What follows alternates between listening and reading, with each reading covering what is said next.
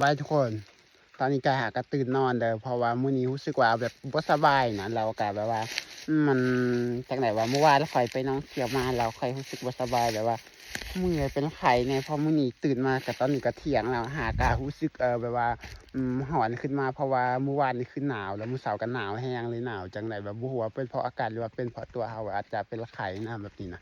แต่ว่าตอนนี้ก็จะมาตอบคอมเมนต์ที่มีคนถามมาว่า เฮ็ดจั่งใดจั่งจะสามารถสร้างรายได้จากเฟซบุ๊กได้เราตั้งไปตั้งเฟซบุ๊กอยู่ไทยบ่จั่งจะมีรายได้เราตั้งอยู่ลาวบ่มีรายได้เราไปตั้งอยู่ไทยมีโอกาสสร้างรายได้มันหลายบ่อันนี้ก็คือขอตอบเลยทุกคนเฟซบุ๊กแนวตั้งอยู่ไสก็ได้หมด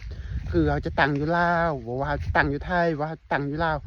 วมันบ่เกี่ยวกันเลยมีแต่ว่าเราก็เล่นไว้นั่นแหละเราเล่นไปเรื่องตั้งเฟซบุ๊กเราเล่นมาปกติคือเฟซบุ๊กเราเล่นซุมื้อแหละเราอยากโพสต์หยังเราก็โพสต์เราอยากถ่ายหยังเราก็ถ่ายโพสต์แหละแต่ว่าขอเพียงแต่ว่าสิ่งที่เราถ่ายมาหั้นมันเป็นประโยชน์ให้แก่คนเบิ่งแล้วก็มันบ่ผิดกฎของชุมชนอิหยังประมาณนี้เราก็สามารถโพสต์ไปได้แล้วเรื่องสร้างรายได้ก็อย่างว่านั่นแหละเล่นไปเรื่อยๆเลยคือมันบ่เกี่ยวกับว่าแบบว่าเราตั้งอยู่ไทยเราสิได้เราตั้งอยู่ลาวเราบ่ได้อย่างนี้มันบ่เกี่ยวกันเลยเราตั้งอยู่ลาวก็ได้แต่ว่าเราต้องเล่นก่อนอย่างแรกแล้วบ่มีกำหนดเด้ทุกคนว่า1เดือน1ปีหรือว่า2ปี3ปีเราจะสามารถสร้างรายได้ได้อันนี้มันบ่เกี่ยวกันเลยเพราะว่าหลักๆแล้วก็เล่นเฟซบุ๊กไปก่อนเล่นเฟซบุ๊กไปคันว่ามันผ่านกฎแล้วหรือว่าผ่านการผู้ติดตามแล้วมันอาจจะมีมือหนึ่งโอกาสของเราอาจสิมาฮอดเพราะว่าเฟซบุ๊กจะเชิญมาให้เราสร้างรายได้คันเฟซบุ๊กบ่เชิญให้เราสร้างรายได้นี่เราก็คือ จะบ่มีสิทธิ์สร้างรายได้เลยเพราะว่าเราจะเล่นมาจักปีหรือว่า10ปี20ปีก็บ่มีสิทธิ์สร้างรายได้เพราะว่าเฟซบุ๊กบ่เชิญ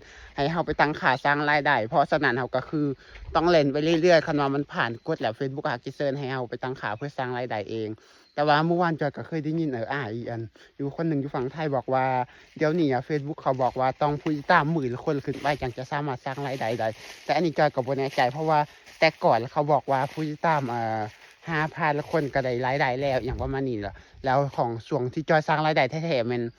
จอยสร้างเฟซบุ๊กใหม่มานี่คือเล่นมาได้5เดือนแล้วผู้ติดตามก็แค่6,000มันก็เปิดให้จอยเพื่อสร้างรายได้แล้วมันก็เชิญมาบอกว่าให้เราไปตั้งค่าเพื่อสร้างรายได้อันนี้คือจะเป็นของจอยเด้อทุกคนก็คือจะมันเชิญมาให้เราไปตั้งค่าเพื่อสร้างรายได้อย่างแรกมันก็ส่งมาทีละอย่างในเรื่องสร้างรายได้มันจะส่งมาคือมันจะส่งสร้างรายได้จากดาวก่อนผ่านไปประมาณ2-3อาทิตย์มันก็จะส่งมาอีกเทื่อหนึ่งคือสร้างรายได้จากโปรแกรมสมาชิกแล้วต่อไปแล้วก็สร้างรายได้จากเนื้อหาอย่างแบบนี้นะแต่ว่ามันบ่ได้มาพร้อมกันแบบที่จอยให้เบิ่งเด้อเพราะว่าอันนี้ของจอยเองมันก็คือจอยจะปล่อยให้มันผ่านทุกอย่างแล้วจอยจังไปกรอกข้อมูลทีเดียวคือการกรอกข้อมูลอันกดไปตั้งค่าหั้นก็คือเขาต้องหาแบบอันที่อยู่ของประเทศที่เขามีสิทธิ์สร้างรายได้เด้อทุกคนเพราะว่าประเทศลาวเราบ่มีสิทธิ์สร้างรายได้จาก Facebook ได้เพราะฉะนั้นเราก็คือจะต้องหาแบบที่อยู่ของประเทศที่เขาสร้างรายได้ได้อย่างเช่นของจอยในจอยก็คือจะใส่ที่อยู่เป็นของประเทศไทยคือเอาตอนเราตั้งใน Facebook เราตั้งอยู่ไสก็ได้หมดพอมันผ่านกฎมันบ่สร้างรายได้แบบมันในรอบนี้เราจังไปเปลี่ยนเป็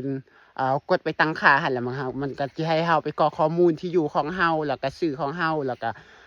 แบบมันจะมีขั้นตอนของมันเองดอกตอนแรกๆเลยก็ต้องเล่นให้มันผ่านกฎก่อนคันว่ามันผ่านกฎแล้ว Facebook อาจสิเชิญมาแบบนี้ทุกคนอัน Facebook เชิญมาแล้วเราจังแบบไปกรอกทีเดียวน่ะเรากดเข้าไปตั้งค่ามันจะมีวิธีของเรามันจะมีวิธีบอกของเราว่าตรงนี้เราต้องใส่อิหยังบ่นี้เราต้องใส่ชื่อแนวใดอิหยังประมาณนี้น่ะแล้วที่สำคัญเลยก็คือเราต้องหาประเทศที่เขามีสิทธิ์สร้างรายได้แท้ๆเอาที่อยู่ของเขาใส่แล้วอันนั้นเราจะกรอกแต่ที่อยู่อย่างเดียวเลยเราบ่สามารถกรอกบัญชีได้เราต้องเล่นไปอย่างน้อยก็มีรายได้อย่างน้อยก็$100ขึ้นไปแล้วมันจังจะเชิญให้เราไปเรียนกรอกภาษีผู้เสียภาษีเพื่อรับรายได้อีกเทื่อหนึ่งอันนั้นเรื่องภาษีหั้นก็คือเราจะต้องหาบัญชีของประเทศที่เขามีรายได้เพราะว่าประเทศลาวเราเอาบัญชีลาวเราใส่บ่ได้เพราะว่าประเทศลาวสร้างรายได้จาก Facebook บ่ได้คำตอบก็คือจะมีแค่นี้แหละผู้ใดฟั